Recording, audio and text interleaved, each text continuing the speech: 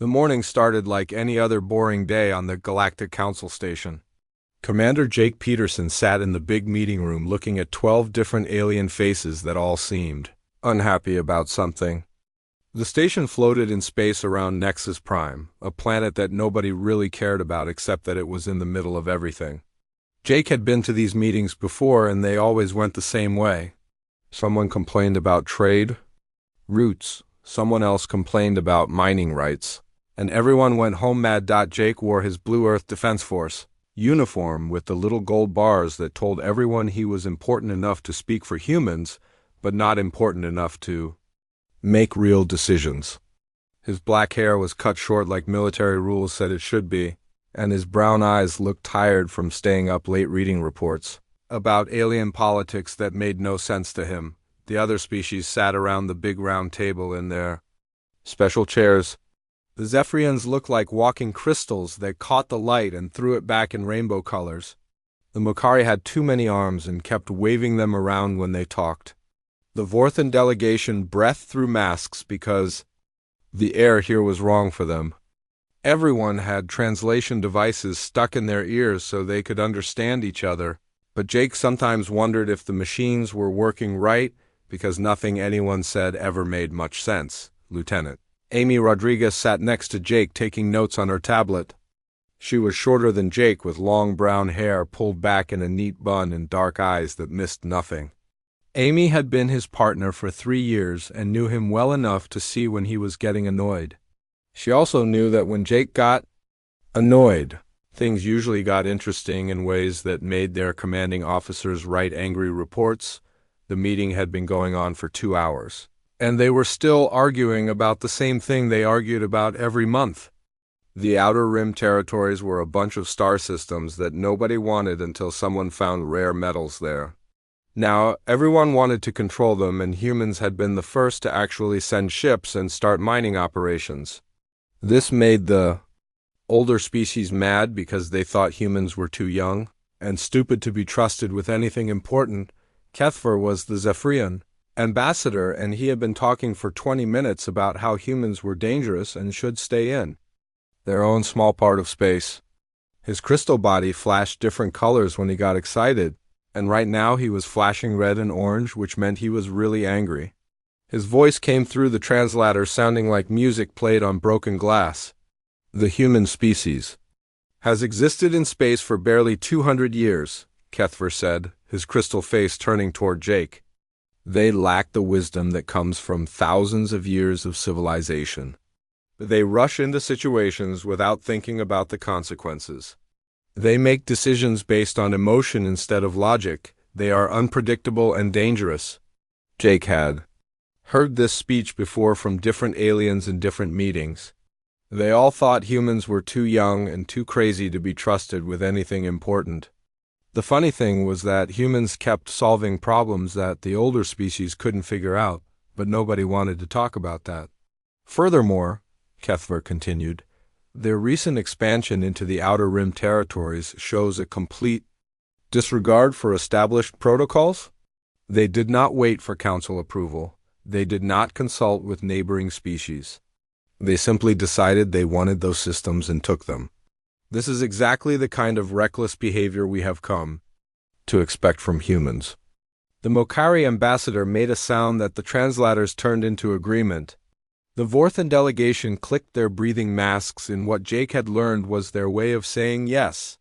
Even the peaceful Altarian representative, who usually stayed quiet, was nodding her large blue head. Amy leaned over and whispered something in Jake's ear that made him smile. It was not a nice smile.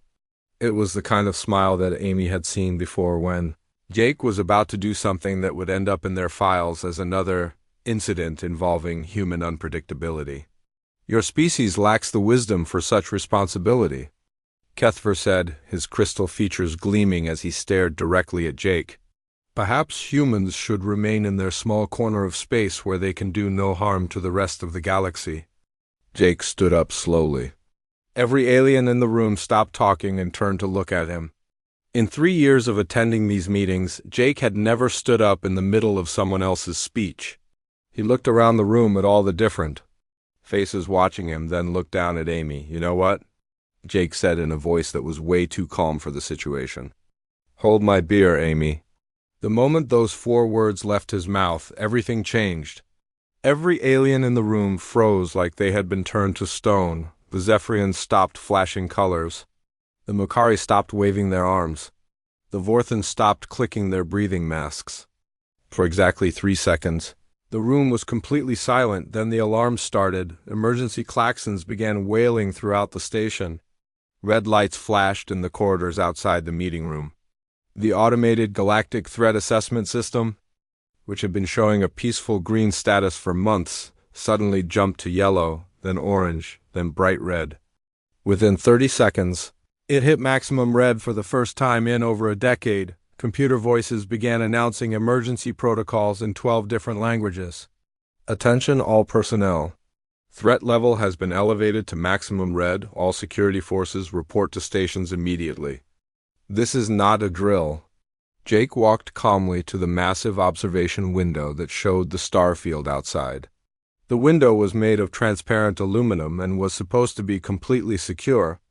Jake pressed his hands against it and began doing something that made the aliens in the room start making scared noises. He was manually overriding the station's defensive shields.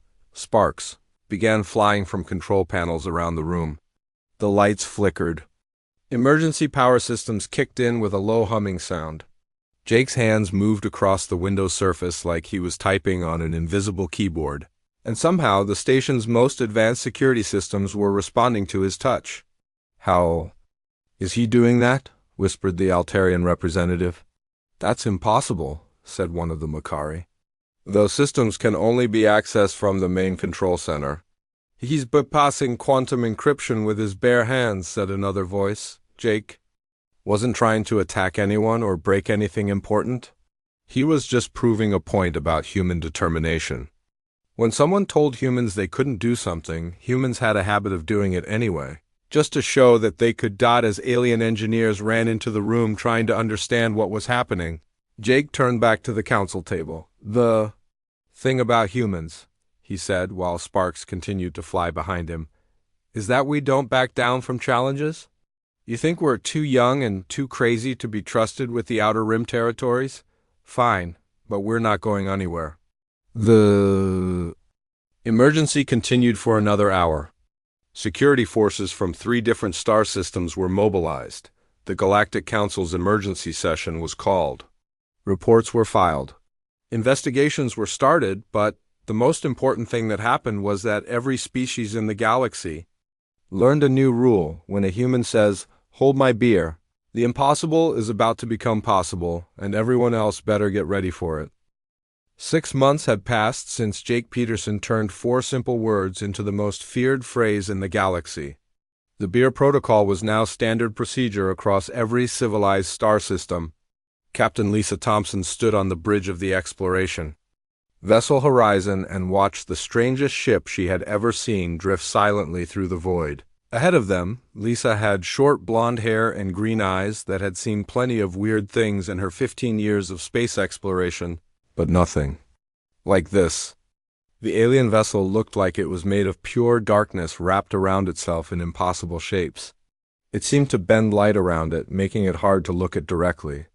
The ship belonged to the Void Dwellers, a species that nobody in the galaxy had ever successfully talked to. The Void Dwellers were legends. They appeared in space sometimes, usually near black holes or neutron stars, and they never responded to any kind of communication.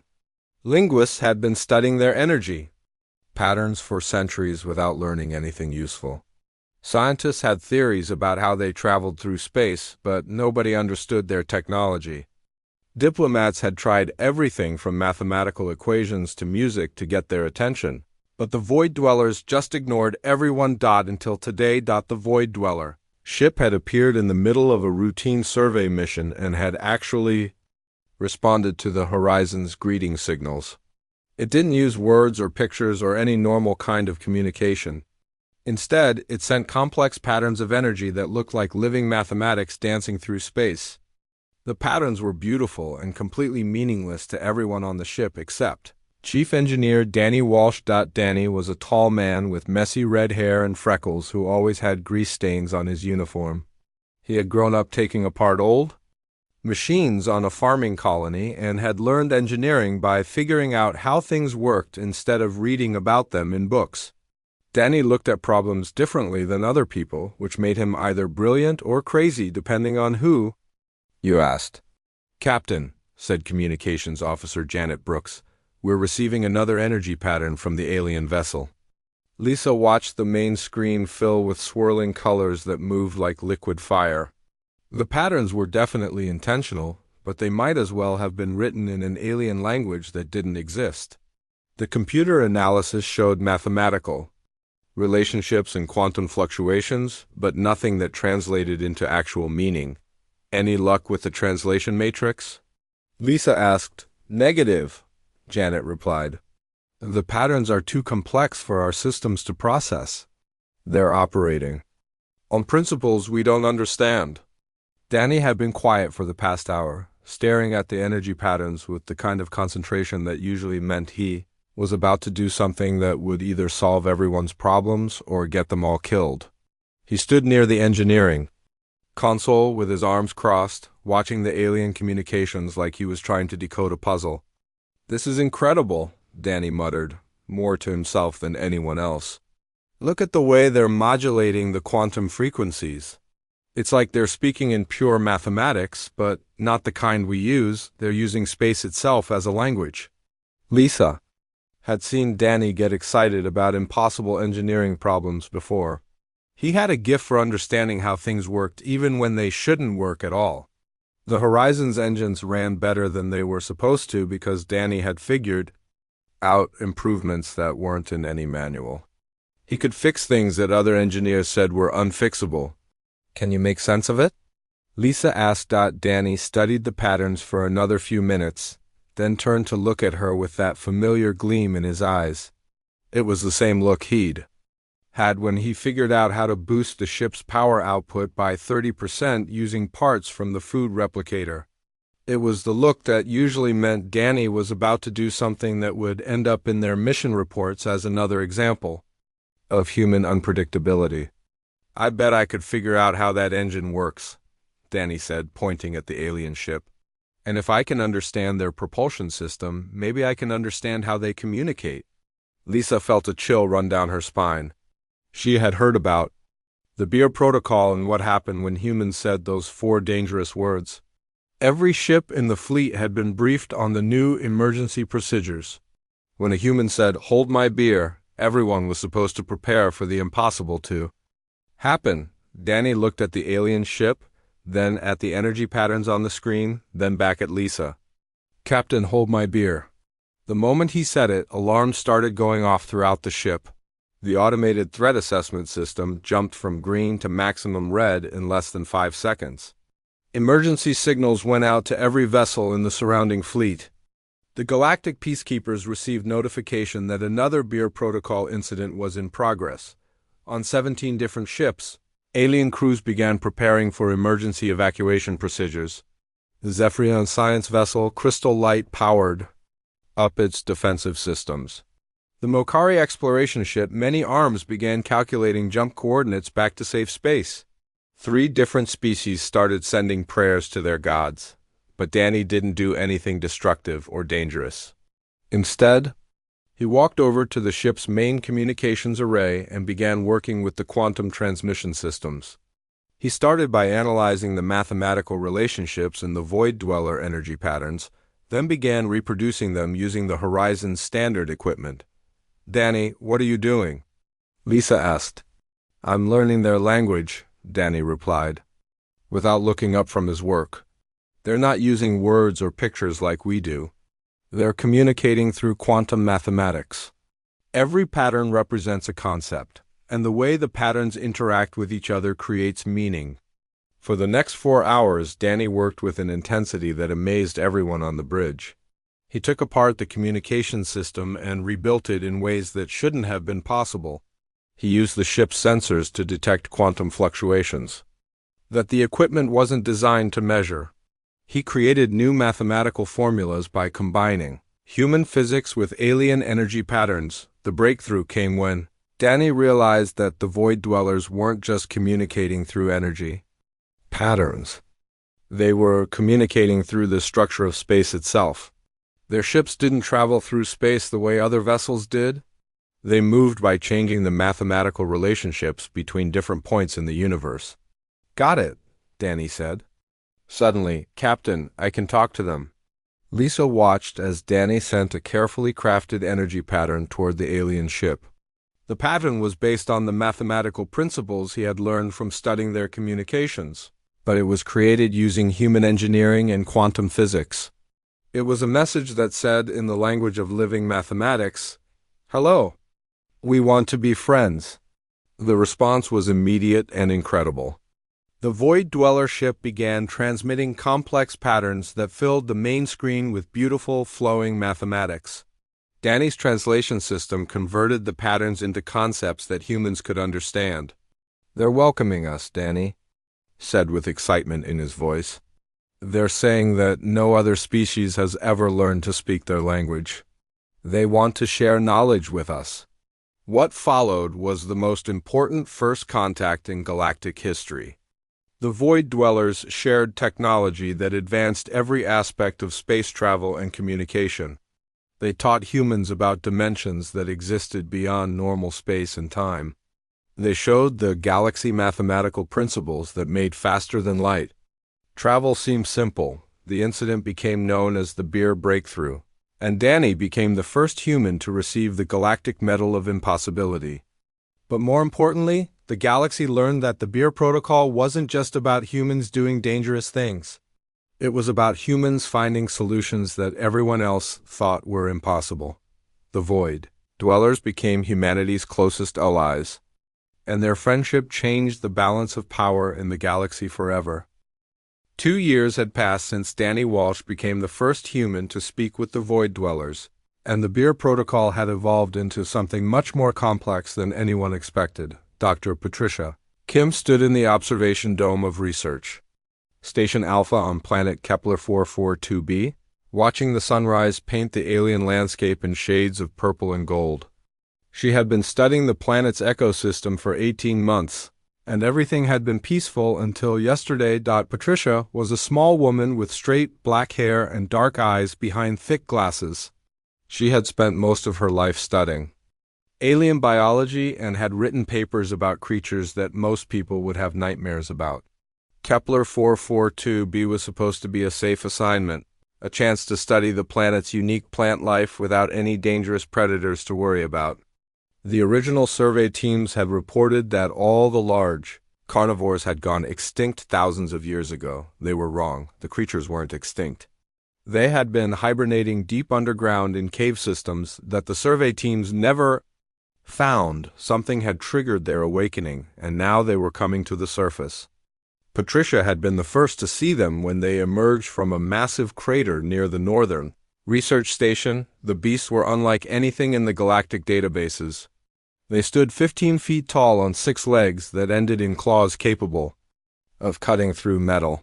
Their skin was covered in scales that could deflect energy weapons, and their heads were filled with teeth designed for tearing apart things much larger than humans.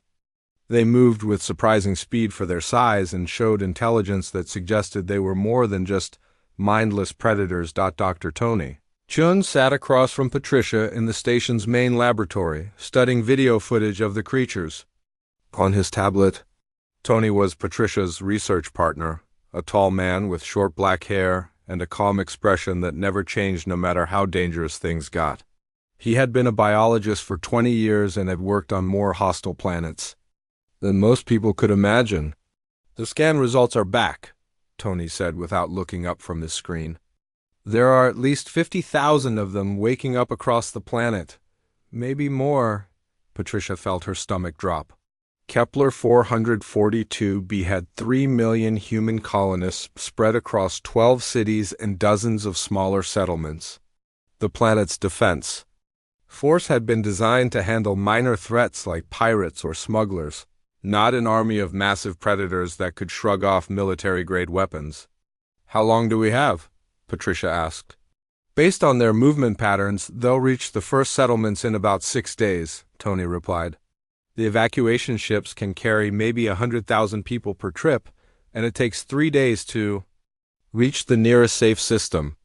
We'd need at least 30 trips to get everyone off the planet. Patricia did the math in her head and didn't like the answer. Even if every evacuation ship in the sector came to help, they couldn't move 3 million people fast enough. The creatures would reach the cities long before the evacuation was complete. The emergency council meeting was held in the planet's capital city of New Denver.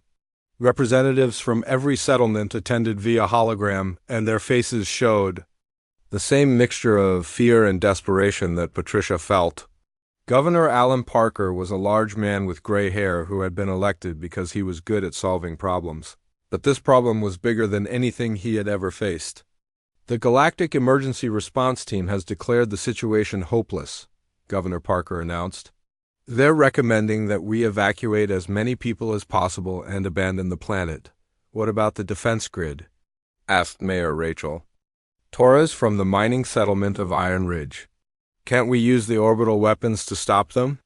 The creature's scales deflect energy weapons, replied General Frank Martinez, the planet's military commander. We've tested every weapon in our arsenal. Nothing works. They're completely immune to our defensive systems?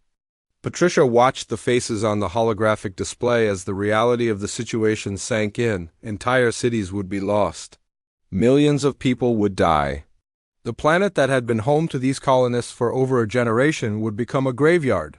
Tony had been quiet during the entire meeting, studying data on his tablet while everyone else talked about evacuation plans and weapon systems. Patricia had seen him get this focused before when he was working on a particularly difficult problem. He was looking at the creature's behavior patterns, trying to understand something that everyone else had missed. There's something odd about their movement patterns, Tony said suddenly. They're not just randomly hunting. They're following specific territorial routes that were established thousands of years ago. What does that mean? Governor Parker asked. It means they're not just mindless killers, Tony replied. They're following instincts that are hardwired into their behavior. They have specific territories, specific feeding patterns, specific times when they're active and when they rest. Patricia saw the look in Tony's eyes and felt a familiar chill. She had seen that expression before when Tony was about to propose. Something that would either save everyone or get them all killed. It was the look he'd had when he figured out how to communicate with the acid-spitting creatures on Titan 7 or when he developed the pheromone barrier that kept the hive mind insects away from the research station on Proxima 3. I think I know how to handle this, Tony said, looking up from his tablet. But it's going to require us to do something that's never been attempted before. The moment he said those words, everyone in the room knew what was coming next. The beer protocol had become famous throughout the galaxy, and every human had heard the stories about what happened when someone said those 4 dangerous words. Governor Parker felt his hands start to shake. General Martinez began mentally preparing emergency evacuation procedures. Mayor Torres and the other settlement leaders started praying to whatever gods they believed in. Tony looked around the room at all the frightened faces, then looked directly at Patricia. Patricia, hold my beer. The automated alert systems activated immediately. Emergency signals went out to every ship in the system. The Galactic Emergency Response Team received notification that another beer protocol incident was in progress. Security forces across 3 star systems began mobilizing for the impossible. But Tony's solution wasn't about weapons or evacuation ships. It was about understanding the creature's biology and using that knowledge to solve the problem peacefully. He had discovered that the creatures responded to specific subsonic frequencies that triggered their hibernation instincts. The planet's communication network reaches every settlement, Tony explained. If we can generate the right frequency pattern and broadcast it planet-wide, we can convince the creatures to go back to sleep. That's impossible, General Martinez said. The communication system wasn't designed to generate subsonic frequencies. Not yet, Tony replied with a smile. But with some modifications, we can turn every communication array on the planet into a giant speaker system.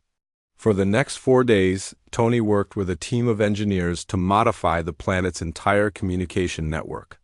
They rebuilt transmission towers, rewired power systems, and created new software that could coordinate thousands of separate transmitters to work together as one massive instrument. The result was the most beautiful sound that anyone on Kepler 442b had ever heard.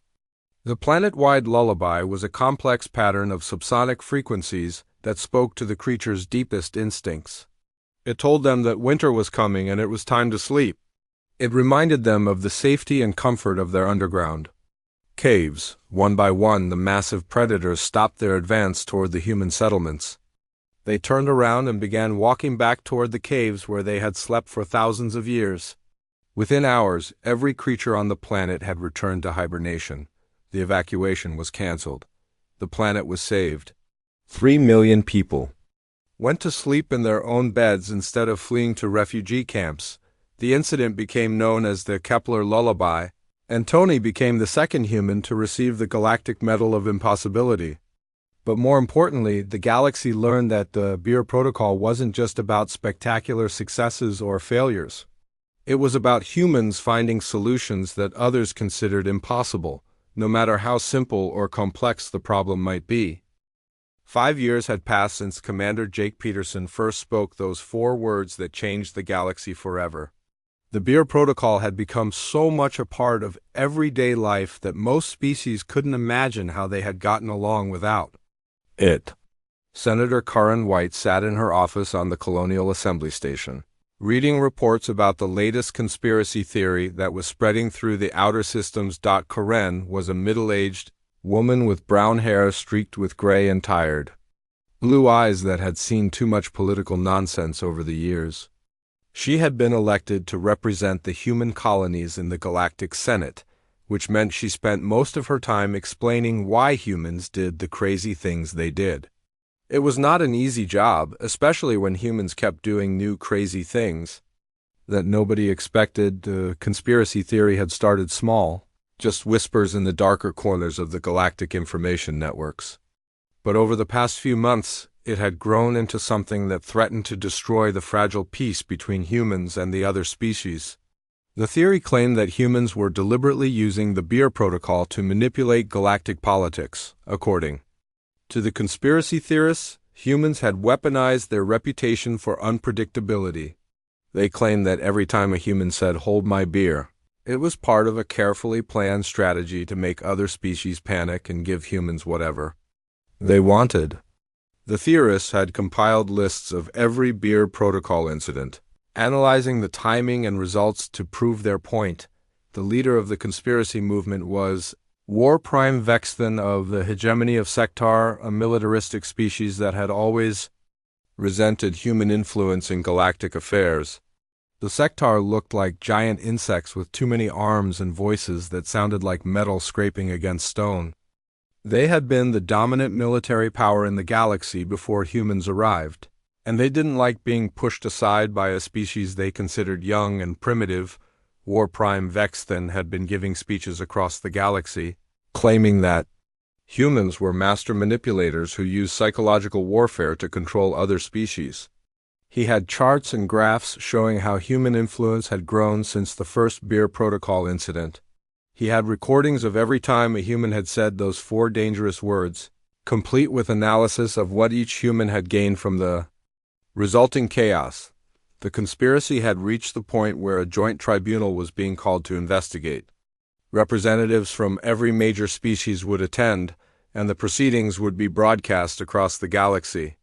If the tribunal decided that humans were guilty of psychological manipulation, it could mean the end of human expansion and possibly even war. Karen stood at the window of her office, looking out at the stars and wondering how everything had gotten so complicated. She had known Jake Peterson when he was just a young officer trying to do his job. She had watched Danny Walsh turn First Contact into the greatest diplomatic breakthrough in galactic history. She had seen Tony Chun save 3 million lives with nothing but sound waves and determination.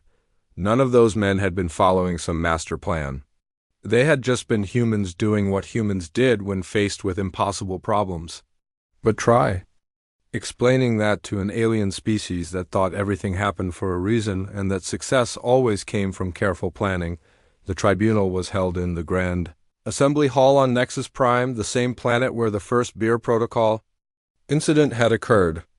The hall was a massive dome that could hold representatives from every species in the galaxy, and today it was packed. The proceeding was being broadcast on every major news network, and billions of beings across thousands of worlds were watching War Prime. Vexton stood at the prosecutor's podium, his insect-like body gleaming under the bright lights. His forearms moved in complex patterns as he spoke, and his voice carried the authority of someone who had commanded armies across multiple star systems. "Honored representatives," Vexton began, "I present to you evidence of the greatest deception in galactic history. The humans have convinced us that they are unpredictable and chaotic, but this is a lie. They are master strategists who have used our fear of their unpredictability to manipulate us into giving them power." Vexton activated a holographic display that showed a timeline of every Beer Protocol incident. Each event was marked with details about what the human involved had accomplished and how it had benefited humanity as a whole. In the past 5 years, humans have said, "Hold my beer," exactly 47 times, Vexton continued. Each time they have achieved impossible results that have increased human influence and power. This cannot be coincidence.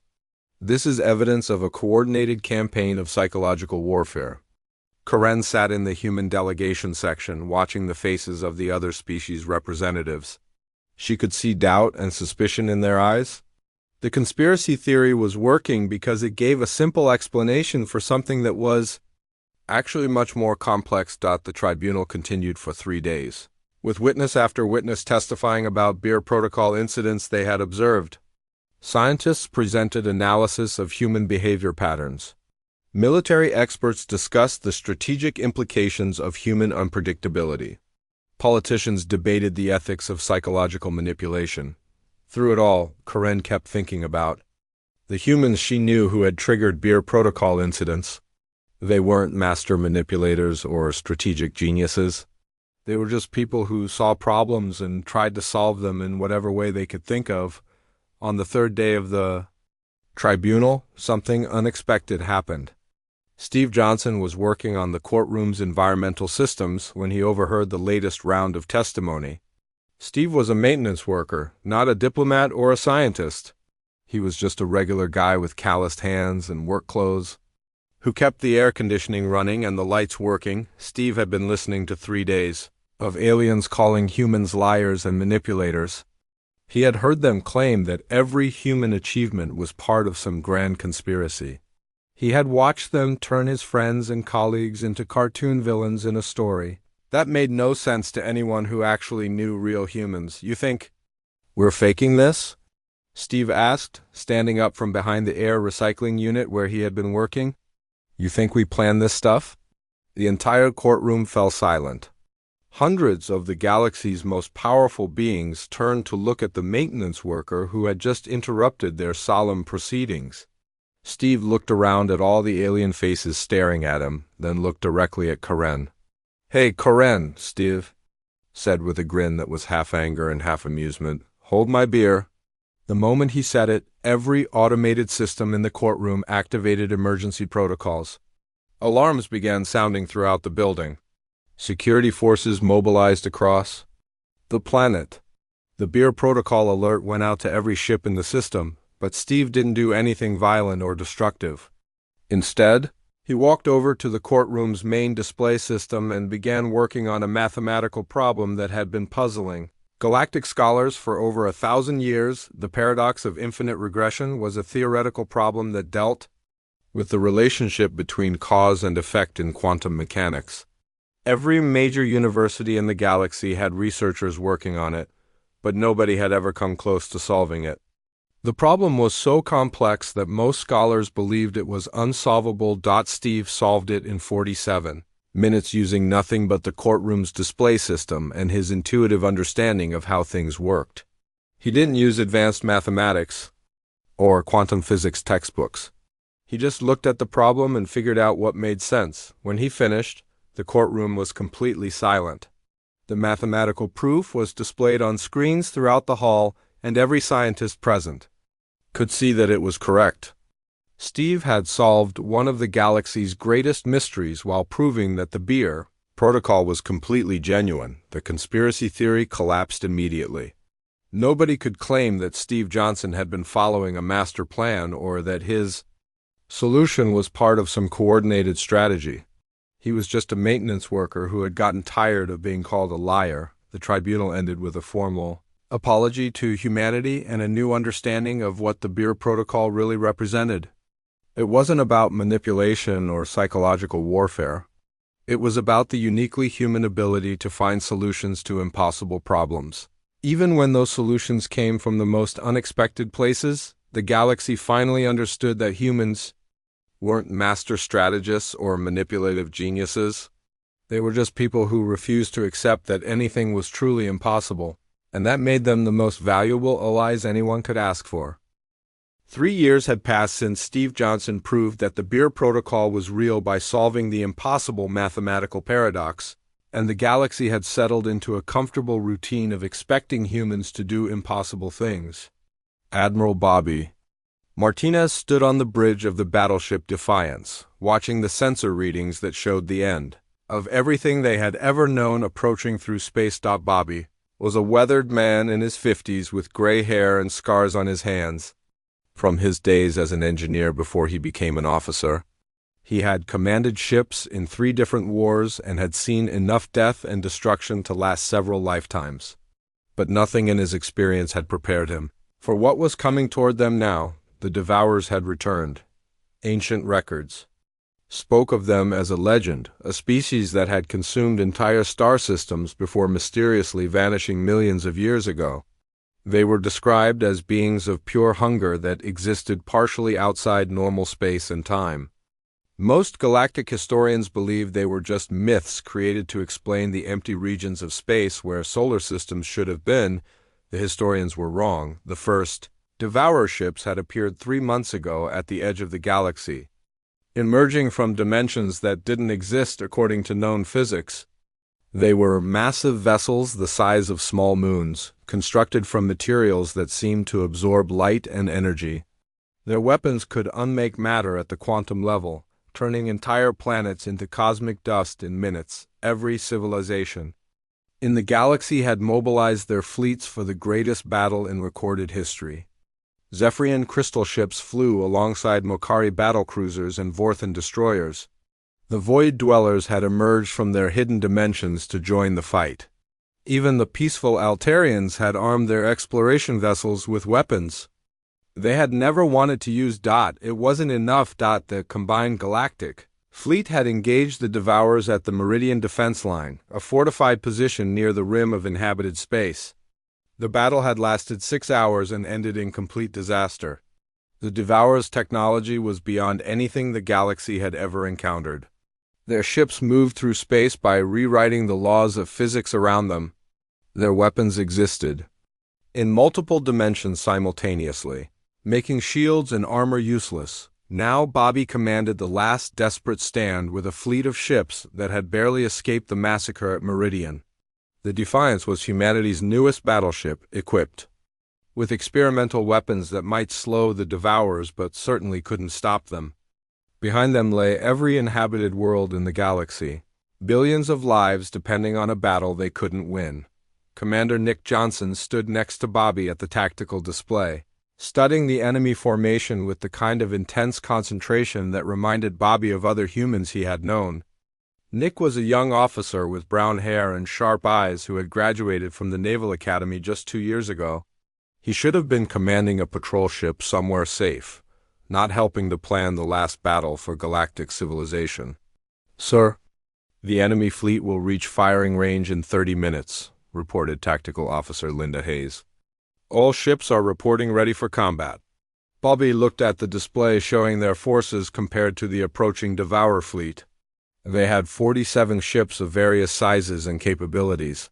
The Devourers had over 300 vessels, each one capable of destroying everything the galaxy could throw at them. The math was simple and depressing. "Any word from command about reinforcements?" Bobby asked, knowing the answer. "Negative, sir," replied Communications Officer Paul Grant. "We're the last line of defense. Everything else has been evacuated to the far systems." Nick had been studying the sensor readings for the past hour, analyzing the way the Devourer ships move through space. There was something about their formation that bothered him, a pattern that seemed familiar even though he had never seen anything like it before. "Admiral," Nick said quietly, "I think I know why they disappeared millions of years ago." Bobby turned to look at the young commander. In the past few years, he had learned to pay attention when humans got that particular tone in their voice. It usually meant they were about to suggest something that would either save everyone or get them all killed. "The Devourers aren't just conquering species," Nick continued. "They're feeding on them. Look at the way they move, the way they target populated worlds first. They're not trying to destroy civilization. They're trying to consume it. What does that mean for us?" Bobby asked. "It means they have a weakness," Nick replied. "They disappeared before because they consumed everything available and had nothing left to feed on. They went into some kind of hibernation until new civilizations developed. But what if we could turn their feeding mechanism against them?" Bobby felt a familiar chill as he recognized the expression on Nick's face. It was the same look that Jake Peterson had worn when he decided to override the Council Station's security systems. It was the expression that Danny Walsh had shown before he learned to speak with the Void Dwellers. It was the face that Tony Chun had made before he put an entire planet of predators to sleep with a lullaby. "Commander," Bobby said slowly, "what are you thinking?" Nick looked at the tactical display, then at the approaching enemy fleet, then back at Bobby. "I think I know how to beat them, but it's going to require us to do something that's never been attempted before." The bridge fell silent except for the humming of the ship's systems and the quiet beeping of sensor alarms. Every officer present knew what was coming next. The beer protocol had become legendary throughout the galaxy, and everyone had heard the stories about what happened when humans said those 4 words. Bobby looked around at his crew, then at the display showing the certain destruction of everything they had ever cared about. He reached for his coffee cup with hands that were steadier than they had any right to be. "Commander Nick Johnson," Bobby said formally, making the moment as official as a military ceremony, "hold my beer." The moment he spoke those words, the beer protocol activated across the entire galaxy. Every ship, every station, every inhabited world received the emergency notification. From the core systems to the outer rim, billions of beings prepared for the impossible to become possible. One more time, Nick's plan was insane in the way that only human plans could be insane. The Defiance carried an experimental quantum drive that could theoretically create controlled tiers in space-time. Nick wanted to use that drive to create a cascade reaction that would turn the Devourer's own feeding mechanism against them. "The drive wasn't designed for this," warned Chief Engineer Maria Santos. "The power requirements alone could destroy the ship." "The cascade effect is purely theoretical," added Science Officer Dr. Alan Cooper. "We don't know if it will work, and we won't get a second chance." "I know," Nick replied. "But look at what they're doing to consume matter. They're not just destroying it. They're converting it into energy and storing it in dimensional pockets. If we can reverse that process, we can turn them back into what they were before they became Devourers." The battle that followed became the stuff of legend. The Defiance charged directly into the center of the Devourer fleet, using its experimental drive to create quantum tiers that spread through space like cracks in a window. The cascade reaction didn't destroy the Devourers. Instead, it reversed millions of years of corruption and transformed them back into the peaceful species they had been before their ancient hunger consumed them. The galaxy was saved, but more importantly, an entire species was redeemed. The beings who had once been Devourers became humanity's greatest allies, sharing knowledge of dimensions and realities that existed beyond normal space. They helped rebuild the worlds they had destroyed and dedicated themselves to protecting the civilizations they had once threatened. The war ended not with destruction but with healing. The universe became a larger and more wonderful place than anyone had imagined possible. Years later, the Beer Memorial was built on Nexus Prime, where the first beer protocol incident had occurred.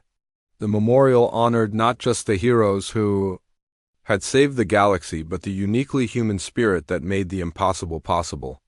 Children of dozens of species played in the memorial gardens, and when they faced challenges that seemed too difficult, they would look at each other and say, in their various languages, the words that had become synonymous with hope across the galaxy, "Hold my beer."